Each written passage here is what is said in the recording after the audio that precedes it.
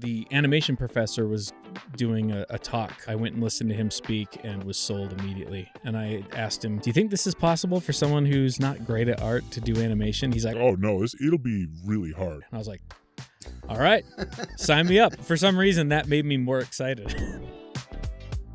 Hello everyone and welcome back to another episode of Geek Peek. My name is Oren and today I'm interviewing Ryan K Hudson. Ryan is an animator and a very funny person who creates videos mostly on shorts, but not only. He has over 1 million subscribers on YouTube and he made me laugh so many times, and I was so intrigued by his journey becoming this person, becoming this creator on the web, that I reached out and here we are. Now, after talking this, Ryan is such a joy to talk to and I feel like you'll enjoy this interview a lot, especially if you are also someone who wants to create things on the web. Ryan shares some amazing insights. So without further ado, enjoy the interview. Ryan K Hudson, thank you for joining me today. Yeah, thanks for having me. This is so exciting because I have binged your entire animation channel Sweet. In about a day or two. And I have so many questions about your creator's journey and your art style and maybe even idea creation. There's a lot of good things to dive into. And before we kind of talk about that, I want you to tell us a little bit about Ryan before animation, before the YouTube channel. Who was Ryan back then? Well, before animation, so I actually went to college for animation. So animation goes way back for me. I'm from Salt Lake City, Utah, and being a kid here in Utah, I always wanted to be a newspaper cartoonist because that's, newspapers were still a thing and I thought they would forever be a thing. So, yeah, I wanted to be a cartoonist my whole life and ended up going to college for psychology because I lost faith in my artistic ability in high school, going to school with really talented artists. I just thought, well, that was a fun dream. Giving up on that. So I went to a community college here in Salt Lake, and I found out that I had some concurrent art credit, meaning I was getting college credit in a high school class for college. So I had gone to my, let me start over. Sorry. I went to my guidance counselor to talk about my psychology degree that I thought I was in pursuit of. And they said, no, your declared major is for art. And I was really confused. And they said, because of credits that I had earned in high school that went towards college, that was my declared major. And so I had a moment where they're like, do you want to switch that to psychology? And I said, well, how much college do I have done? They're like, you're a semester ahead with art. And I was like, really just wanted to get through college as fast as possible. So I was like, well, I guess I'm going to do an art degree now. And I left that meeting with the counselor extremely excited to have a reason to pursue art again. Time seems so much longer when you're younger. Really, I probably had given up on my art idea, my art dreams for a year. But yeah, so when I decided to be an artist in college, I didn't know what kind of art to go into. And the animation professor was doing a talk with people who were undecided on their major.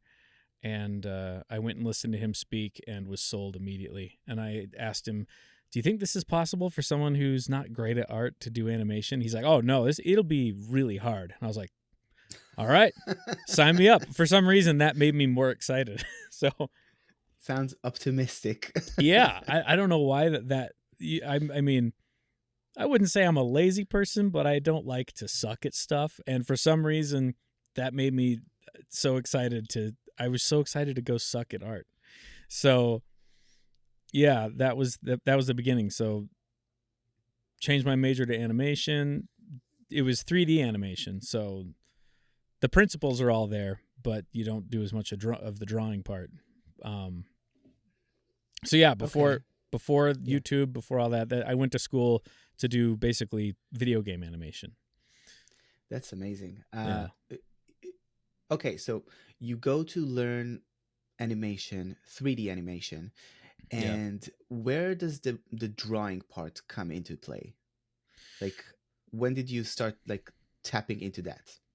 Well, I had always done comic strip cartoons when I was a kid, so that was always in the back of my head. And we had to do storyboards for our 3D animations, so I was still doing some drawing. But when I got a job in the video game industry, and locally here in Salt Lake, and it was really volatile. It was back in the early aughts, so like around 2006 to 2008, the economy was getting real weird, and three different studios I worked for while I was there, they shut their doors.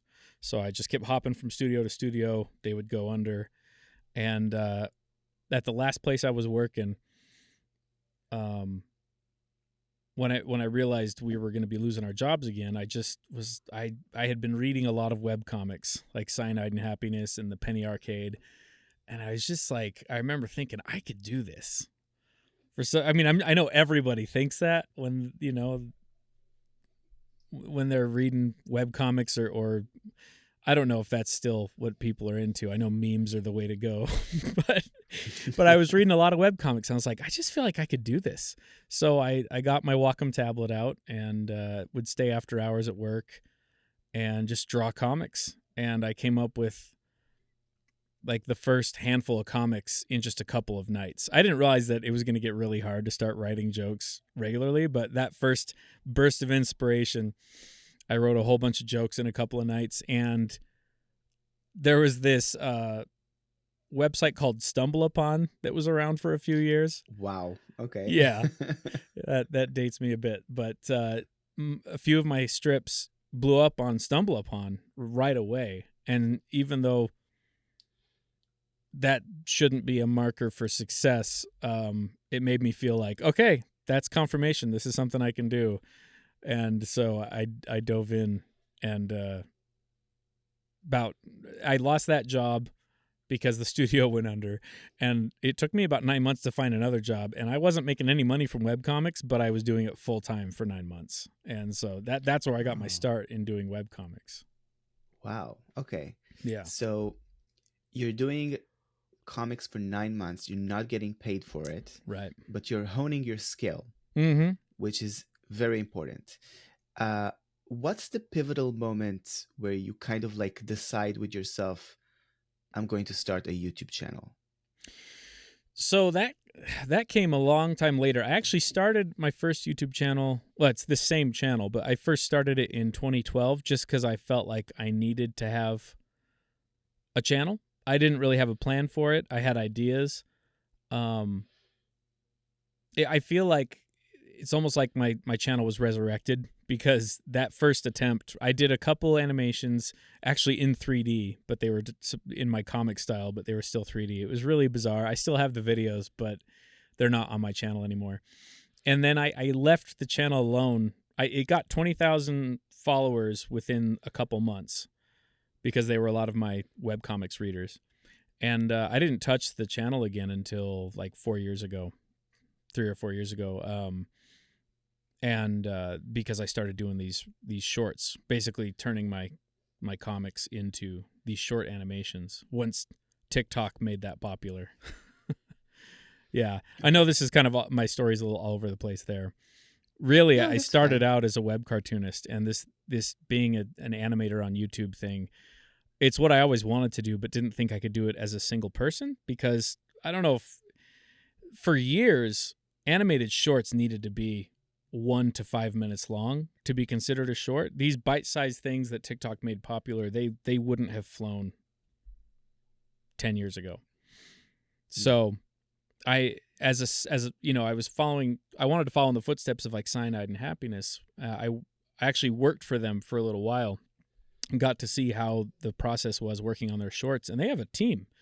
There's writers, story artists, animators that go into making a 3 to 5 minute short, and as a single person, it didn't seem like it would make sense for me to be able to do that and put out content regularly. So I really have the short attention span of TikTok to thank for my current success on YouTube. I can tell you, last year, I think it was last year, I interviewed another animator. His name is Deep Blue Ink. He's also on YouTube. Oh, cool. And he did something similar to what you're doing, but his animations are horizontal. Like he doesn't use the vertical format for YouTube, Mm-hmm. but he takes like popular bits from shows Mm-hmm. on a streaming service called Dropout and animates them as like his thing. Cool. It started because like he was doing stuff, and then they actually hired him to do things, but he loved it so much, so he started doing bits on his own. So the common thing between both of you is that his bits are also very, very short. Mm-hmm. It's still horizontal, but none of them are like more than 1.5 minutes or something like that. So I see why like the short thing is like people enjoy like the moment and and really just savor the joke or the bit or whatever it is. And I think you do it very, very well. Like, yeah, thank you. It's like looking at your shorts feed. Great. Little Ghosts. Great. Hell. Great. You had one that blew up like just recently. Yeah. 8 million views. The one with the kidney. And that blew me away. Like I love that. Hey, Closet Ghost, there's someone at your grave. What? I don't know that guy. Wait, why are you hanging at my grave? It's your death anniversary. Figured I'd see who showed. And so far, it's just some dude I've never met. Nice. Thanks again for the kidney, stranger. Yeah, that was a surprise because it's sort of it's more of a sentimental moment than a joke, and it's done better than a lot of the jokes do. Yes, because probably a lot of people shared it around. It really cuts deep. So you start, like, you have your first iteration of your channel. You then started again when TikTok become popular, and now you kind of have to work. So what was it like at the beginning? Like, what were your, for lack of a better word, goals for yourself when you started like in 2020? What did it look like for you? Well, I really didn't know what to expect. I mostly just I wanted to see if I could even gain a following with my shorts. I had a pretty good following for my comic strips, but with the evolution of people used to go to my website to read my comic, then they were only on social media, which kind of ruined my income quite a bit, and so I'd kind of given up on. I had become more of a freelancer than doing my own comics. And so when a friend of mine had said these short format jokes and videos on TikTok are really blown up, you should give it a try, I didn't really have a lot of expectations. In fact, when she told me that, I was like, maybe I'll do it later. And she kept hounding me like, no, you need to turn your comics into animations.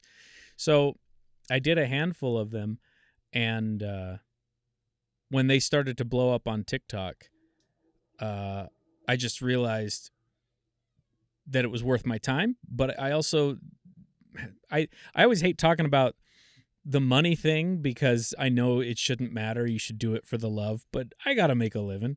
And it really wasn't making any money, but I was getting millions of hits. And the various apps have different ways that they pay creators, and it's not all equal, and it doesn't all make sense. And at first I wasn't making any money, but getting just millions and millions of views. I got up to 1 million followers on TikTok. And then they ended up, I became a monetized creator there. And then I moved when I don't know if the mic's picking up my cat. She's freaking out right now. She thinks I'm talking to her. But anyway, yeah. So I YouTube wasn't even doing the shorts yet. Everyone was trying to catch up to TikTok. And so I guess my goal was to just crank out as many videos as possible, figure out how to do them high quality but cost effective on my time. Like if I could finish a video within a day or a half a day, that would be perfect.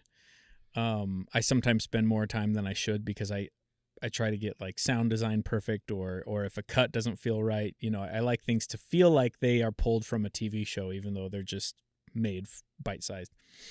But the cool thing was, even though I write a lot of new jokes now, I had 1,500 comic strips to pull my jokes from, because it's, the interesting thing that I realized was when I wrote comics, I'm hearing these voices in my head for these characters that people aren't hearing. And I had comics that didn't do very well when I posted them that went gangbusters as animations, because I'm delivering all the lines myself, and I'm saying them the way they're meant to be said. And I remember people on a regular basis were like, I didn't realize this is how the characters were talking.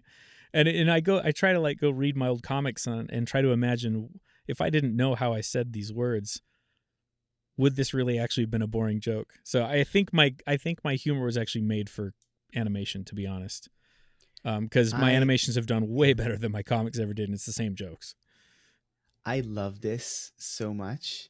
The fact that you do all the voices. I know that sometimes you have guests, as you mentioned on the videos themselves, but now I gotta ask, are you doing the voice of Little Ghost? Yeah. Mm-hmm.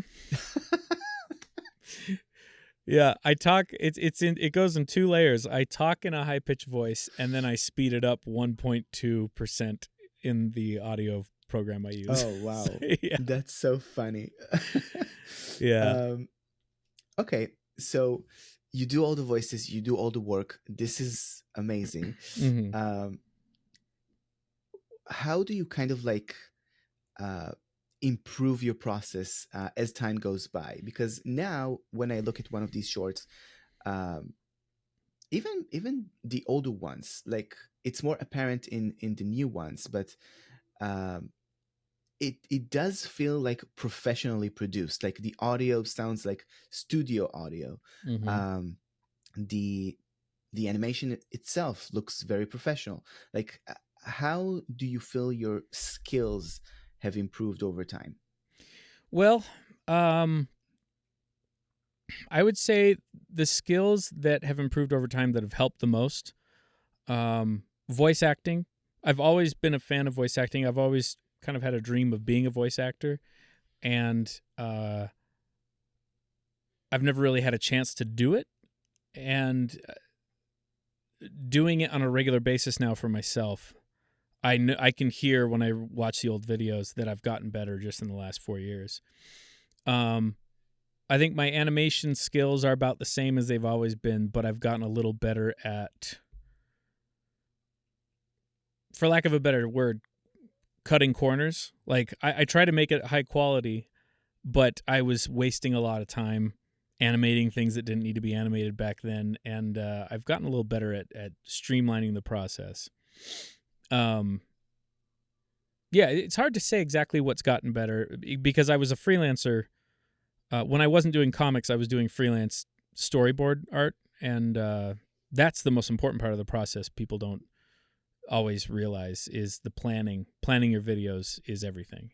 So I think there's always room to improve. So I think just doing it over and over, my story art's gotten better. And then I appreciate you mentioning that it sounds like studio recordings. I do. I care a lot about that. I'm a big fan of audio in general, and I have a nice studio microphone. I have my walls treated. I want it to sound like a studio recording. So I figure if I have all the equipment and the space figured out I can't blame the tools. I can only blame myself if things sound bad. So yeah, that's the recording techniques. I feel like I have gotten better at that stuff over time too. So yeah, sound design. Okay, I will say it. Sound design has gotten better. Doing all the sound effects and things myself. I've tried to make things realistic as possible in my sound mixing, and I can listen back to old videos, and I feel like I was actually harming things by trying to make them sound too real. Like I would try to find the right reverb so that it sounded like the character was in that kind of room, and then at that point it's like, who's that for? Like, it just kind of sounds like it was recorded in a weird echoey room, but it's me putting echo into the video. I stopped doing that a while ago. It actually got better. So I think figuring out what doesn't actually help has been good. So yeah, streamlining. Okay. Yeah. So you have like all these improvements. That's really great. Yeah, like I think one thing that is very apparent is that the writing behind these videos is very good. Thank you. And yeah, because you can have all the tools, you can have all the skills to animate things, but if the story on the video doesn't hit the target, it's not going to work. People will just scroll away. Yeah. And I think you do it very well. So I want to ask you, what were some of the kind of like pillars or key things that you kind of like introduce into the writing of a video? And what do you mean? Sorry. Like, what are some are there any like rules, like something has to happen at the beginning, or like for a short to keep attention, are there any things like that, rules that you put on your writing, or Okay. like for lack of a less complicated explanation, how do you write your videos? Yeah, no, I get what you mean now. That's a cool question. So I honestly think writing comics like made this part intuitive, because Okay. I even do sometimes have a harder time writing longer stories because my mind is so tailored to this 4-panel setup. Like I still write my shorts on squares like it's comics. So when I write comics, I write them as like a one-person improv game. So I usually have like a scenario, like a one-word suggestion as the scenario. I make the characters say something to each other in the first panel, and I don't know where it's going to go. And so I think what's made my writing fresh for me is the spontaneity of just kind of doing improv. And so the rules, I guess, I try to follow the improv rules. I don't know if you've ever done improv before, but they have like the yes and Yes. all those, I try to follow those rules while I'm writing, because a setup and a punchline in 4 panels, everything needs to flow and not be stilted, not be stunted, So I guess a lot of the rules that I have for my writing aren't things that I have like written on a board that I follow, but it's become second nature in a way. But I definitely try not to stall out in the 4 panels that I use to draw these little scenes. So it does get different with, like, when I do Lil Ghost, sometimes I just kind of let Lil Ghost talk, and it's not the same as my other jokes. And I feel like in those scenarios, it's more of the character, which obviously you watch Rick and Morty because you like to hear Rick and Morty talk to each other, their personalities. And so when I do my ghost characters, it's a totally different type of writing, where I just kind of have a scenario and I just want them to talk to each other. I know what Tall Ghost is going to say. I know how Closet Ghost would reply. I know what Lil Ghost's sensibilities are, and all those things kind of add up to this fun scene that might not actually have a punchline, but people seem to like it more than the setup and punchline jokes that I do. I don't know if I answered the question. I'm a little ADHD about. It's okay. I'm seeing it now because, for example, you had the Little Ghost one, where Little Ghost wants the other more terrifying Little Ghost to teach them, Mm-hmm. and then they scare the shit out of them, and it's like, Yeah. wait, was that the lesson? So Yeah. yeah, I see the improv here now. That's really good. Mm-hmm. And even with that one, yeah. I didn't know Lil Ghost was going to say that at the end until I was like typing out my dialogue for what I was going to have Lil Ghost say, and I didn't really know how to end it. And then I thought, what would be a funny twist would be if maybe Lil Ghost didn't realize that was the lesson because it was scary. And I guess that's another kind of rule that I have when I'm writing jokes is, unless something else comes out naturally, if I don't have a punchline yet, I try to like twist things, like make a surprise ending. I know that's 101 for jokes, but I feel like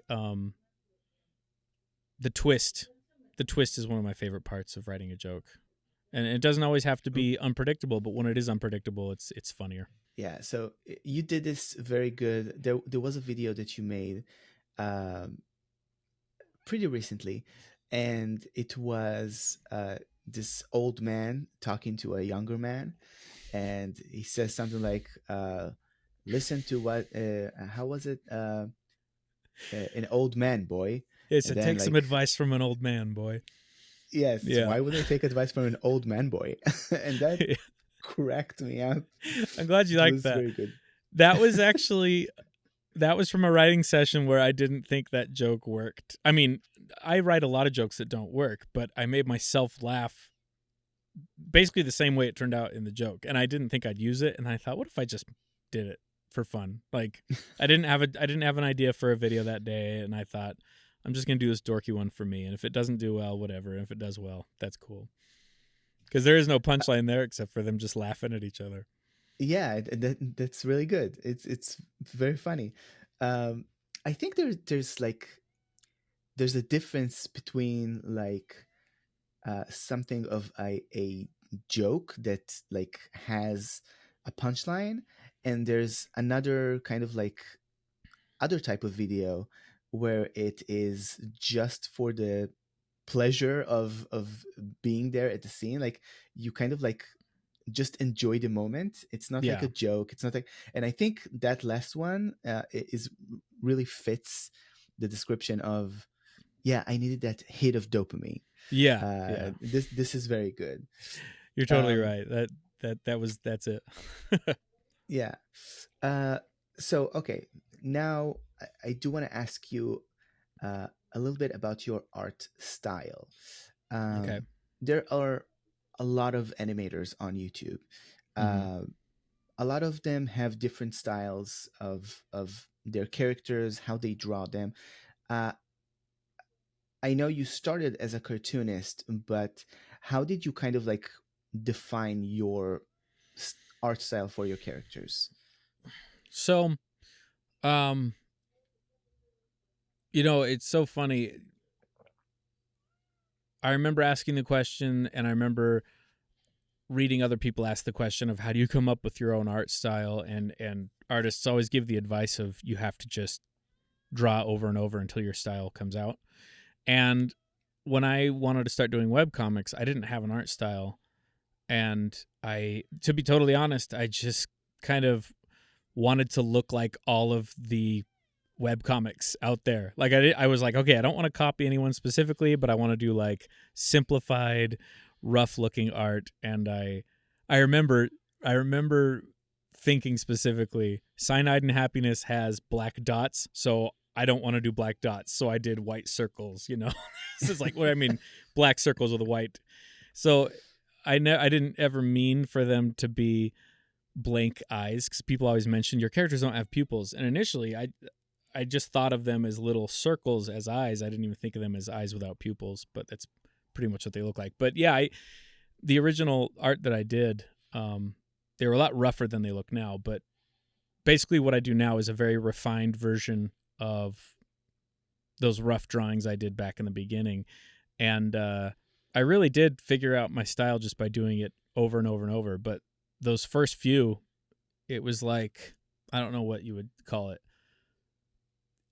Because it was calculated in that I wanted to avoid ripping anyone off, but I also want it to be intentionally sloppy, which I hate that I did that because I don't like doing sloppy art now, but I thought you got to look sloppy to be web cartoonist, which was totally wrong. I was misinterpreting simple as sloppy, you know? So yeah, that's where it came from, is just trying to look like a web comic instead of trying to look like me. Like, what would my art be? Because the art style I did as a kid was probably like Garfield, just looks like, you know, like the two big eyes with pupils, and I don't remember who my inspirations were as a kid, but when I look back on it, it looks kind of like any of those comics from the newspaper back in the early 90s. Yeah. There is something very cool that you're doing with your art now, which I really enjoy.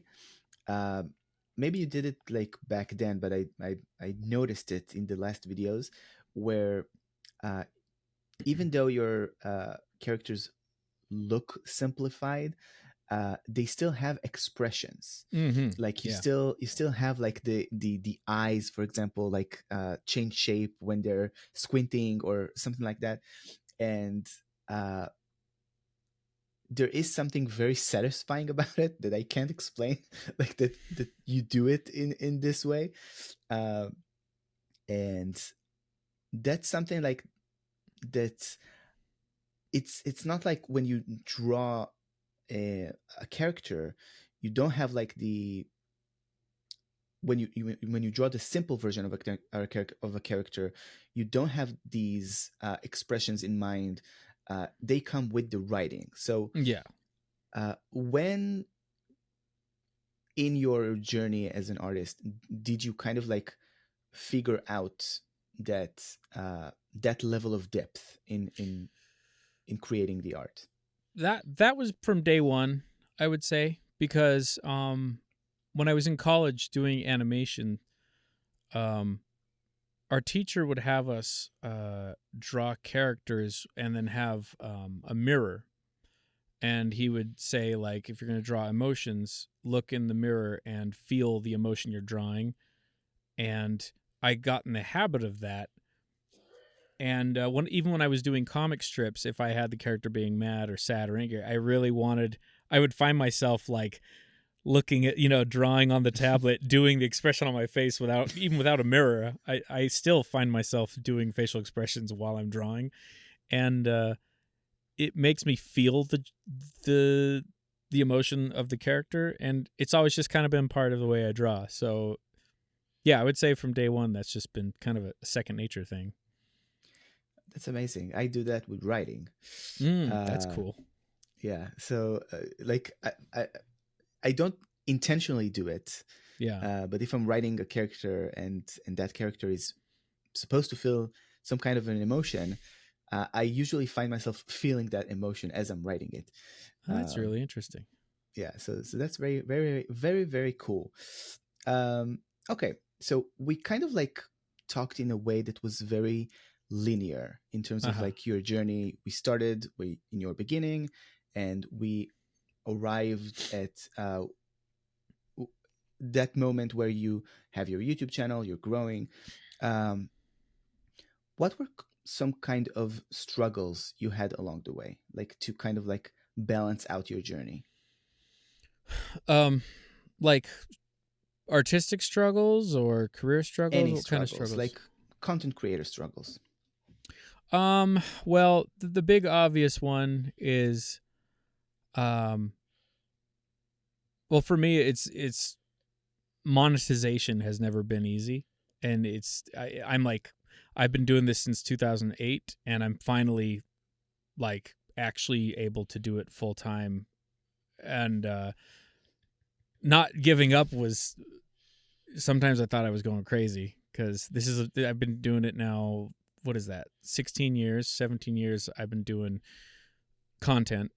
And the biggest struggle has been a new revenue stream will pop up that you can tap into, and at times it really clicked and then would disappear months later. And there's the creators that are like the big leagues, and then there's people who do things as a hobby. And then if I was going to compare it to sports, there's the minor leagues where you're making money professionally, but you're not the big leagues, so to speak. I've spent most of my career in that zone where it's like, well, I'm making just enough to make this worth it, but not enough to go full time. And it has made me question my sanity over the years. Wow. And so, yeah, that's been a big struggle. Working for other people has been very rewarding, and the work I've done as a creator has gotten me jobs that I haven't had to apply for. Like I worked for 4 years for Cyanide and Happiness when they first started their TV show, or it was a web show, but it was like a series. And that was an amazing time, and it was very rewarding. But even then, having what would be a dream job, I was just wishing that my content was successful enough that I didn't have to work for someone else, like even Cyanide and Happiness. And that's no offense to them. It's all me. It's all my struggle as a creator. So that's been a big struggle for me is balancing freelancing with my own work and just wishing I could do my work full time all the time. Yeah, that's tough. Yeah. So it's been an amazing year and a half so far, because that's about how long it's been since I've been able to do this without needing any freelance. So you've been doing full-time animations for a year and a half now? Yeah. Yeah. So Okay. it's been in periods. 2020, when I first got on TikTok, I had a period where I was able to live off of it for, I think, about 4 or 5 months. And then when that started to dry up because of the monetization, it just keeps changing. And when YouTube finally started monetizing shorts, that picked up for me right away. And then Facebook started monetizing shorts. Then Instagram started, and then they got rid of it, which it's like all of a sudden one day you just lost a revenue stream. And yeah, that's been a struggle, but like it's been working now for a year and a half. So yeah. Yeah. I heard a lot of creators complaining about the monetization on TikTok, and then moving to YouTube. Yeah. And then discovering a whole world of monetization on YouTube. Yeah. And I noticed, like, on your channel, aside from the shorts that you publish regularly, you then publish longer form videos where it's a collection of all the shorts. And I found myself watching those too. Oh, cool. Because it's just like you have it open on a second screen or something, and like you're doing something, and then you're laughing at something that's happening. And I know that for you, having a longer form video is an opportunity for another stream of monetization outside of shorts. And Yeah. it's usually much better than the monetization of shorts.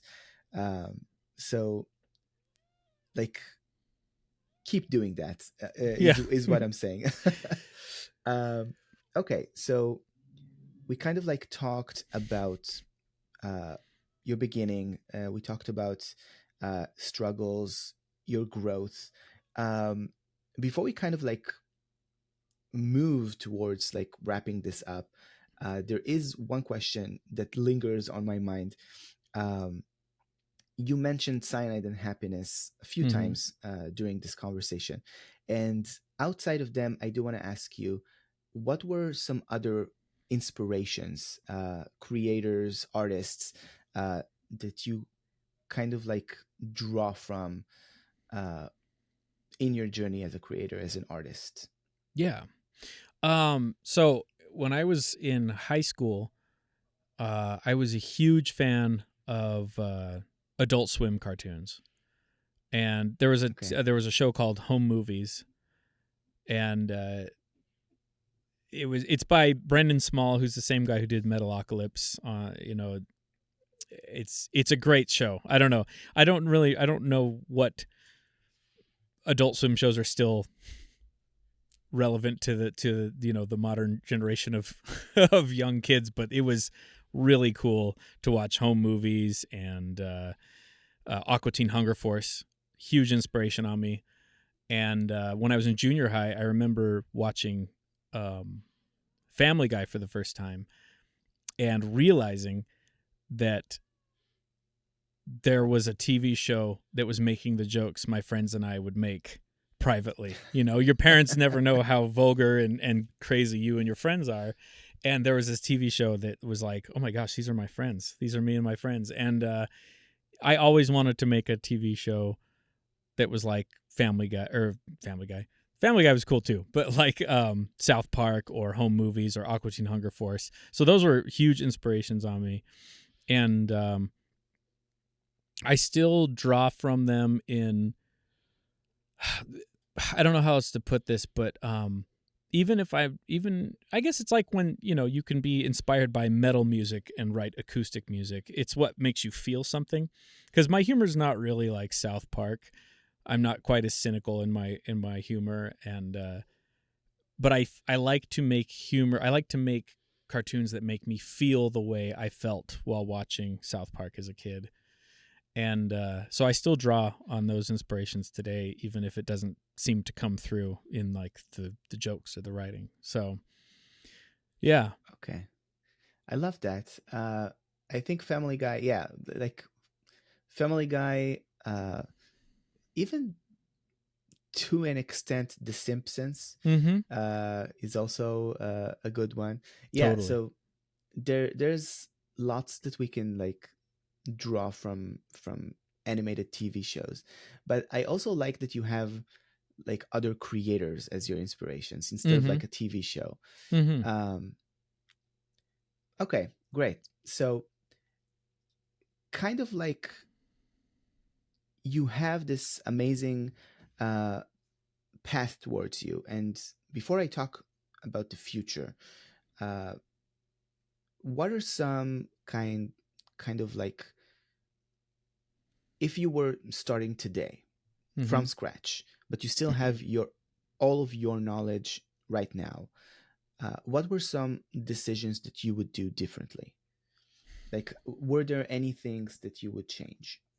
Man, that's a good question, because if I was starting now, like if I could go back in time with all this knowledge, I would definitely change some things. I don't know what I would change right now. I've got things to a good spot where if I started over right now, I'd probably do it about the same as I'm doing it right now. But Okay. yeah, stuff along the way. I wish I had gotten into animation sooner. I just didn't really know. I didn't know how much time or effort or finances. I didn't know how all that would work. And instead of just diving in, I waited a lot longer than I should have to get into animation. So I would probably say I would try to, if I could go back in time, I would start animation a lot sooner. I don't know what that would look like, being just one person, back before it was easier. Okay, but you do raise my curiosity now, because you said you would change things if you had all of your knowledge, but you could go back in time. Yeah. So how would that look? I think so. This is something I feel like I deal with in my life a lot, where if I've got things that are working, I'm afraid to branch out into the unknown, and I wish I had like branched out from my norm a long time ago. I did the same thing with my comics. Not that there's anything wrong with that, but if we're going to talk about other creators that inspire me, there's a creator named Casey Green. He's a cartoonist, and he, over the years that I've followed him, he will just stop his comic and make a new comic, and it'll be totally different, or it'll be similar, but just he's just so, he does different projects, and I wish I had done a lot of different projects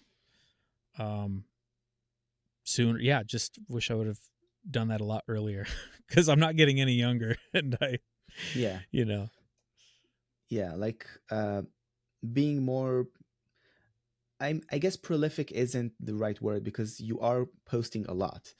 Uh, but yeah, being more varied, I yeah, guess. yeah, Okay. yeah. I mean, because I have a whole bunch of I've collected ideas over the years, but they've always kind of stayed in the ideas folder while still just doing the comics I was used to doing. And I would give that advice to any young creator, like follow those branches of ideas and see where they go. Yeah. And that's a good lesson, but also uh I wonder how it pairs for you because uh you said something like that you don't like to branch out and Mm-hmm. like you didn't like to branch out and do things. Um did you ever experience shiny syndrome, like shiny object syndrome? Do you know what like do you know I what I do. mean? Yeah. Do you mean like with other projects and stuff? Like Or other projects, other platforms, like the next best thing. Like okay, let me ditch what I'm doing now and start at something new. Like always being on the hunt. not so much. I would say, if I was getting totally real about it, there were times when my comics would, like, the ebb and flow of whether it was my jokes got worse for a year or what, but when my numbers were down, I was like, I either need to stop this and do something totally new, which sounded cool but scary, or just get better at what I'm doing because it's obviously my fault, And I would always double down on just trying to be better at what I'm already doing. And I think it would have been cool to just like totally reinvent myself instead. And maybe I should have ran after shiny objects more. Probably. Let me tell you from experience, no, don't do that. Keep doing No? what you're doing. Okay. Ryan, do you feel like there's anything in this conversation that you think we might have missed or didn't mention and you kind of like want to talk about more before we head towards the end of this conversation? Yeah, actually, there are two very important moments in my career that I failed to mention that helped me hit the ground running when I started doing the TikToks back in 2021. When I was working at Cyanide and Happiness, I met another animator named Chase Siddharth, who I was actually a pretty big fan of before getting the gig. He and I teamed up to turn some of my comics into full-length animations, like 2 to 3 minutes long. And being a two-man band with the help of a sound designer named Bob Pepic, but for the animation part, we were a two-man band, and it was really cool to do a little of every part of the process and be able to produce full animations with such a bare bones crew. And after that gig ended, and Cyanide and Happiness, the guys at Explosive, they actually hosted the shorts on their YouTube channel, which was really cool. Got us a lot of exposure. And after that, I got a job working for a group called Octopi, doing the same thing I was doing with Chase, except just by myself. And I took what I learned from working as a bare bones crew and just distilled it down to a one-man band situation. And it was after that, I think a year or two after that ended, that I finally started doing the TikToks and was able to hit the ground running instead of having to reinvent the wheel. So, yeah, it's been a fun ride. So this has been an amazing conversation, Ryan. I loved everything you shared. I do have one final question for you about the future. Mm-hmm. And before I ask you that question, I want you to share with anyone listening or watching this, either on my podcast or YouTube, where can they find you? Where do you want to lead them after listening to this conversation? So, first of all, thanks for having me on. This has been awesome. I really appreciate it. My pleasure. So I would like people to find me on YouTube if they like YouTube. It's Ryan K Hudson. If it's not your thing to go there, I am on Instagram. same thing, Ryan K Hudson. But I'd rather people find me on YouTube, I think. And then I'm also on Facebook. Facebook, for whatever reason, won't let me change my name. So my comics were called Channel 8. And so that's what my animation channel is. So it's CHANNELATE. And so if you find Channel 8, it's going to look the same as my YouTube channel, but it's me. And yeah, those are the 3 places. I'm on Patreon, also Ryan K Hudson. And what I post there are all the jokes I write. I was telling you how I write in comic form. So you can go read all of the comics that I write, and they're really rough done, but they're basically where the animations come from. And totally recommend. I'm on his Patreon. Oh yeah, cool. That's right. I forgot that's where we met. First conversation. So yeah, that's where you can find me. Amazing. Okay, so Ryan, you shared an amazing journey as a creator, and I want to ask you, where do you see Ryan K Hudson and his animation going forward in the future? What are some maybe goals or whatever it is that you want to share, that you have a look towards the horizon? Mm-hmm. Well, I have a big passion for music, and I've released music on my YouTube channel. And I also really do want to have a full-length cartoon, not just shorts. And so I'm working on scripts for an animated series about a singer-songwriter character. And I would really like to make this show. I've also been toying with the idea of a show based around Lil Ghost and his friends. So I just would really like to branch out into full-length stuff. And yeah, I think that's on the horizon. I just have to make sure that I actualize it. Yeah, that would be the dream.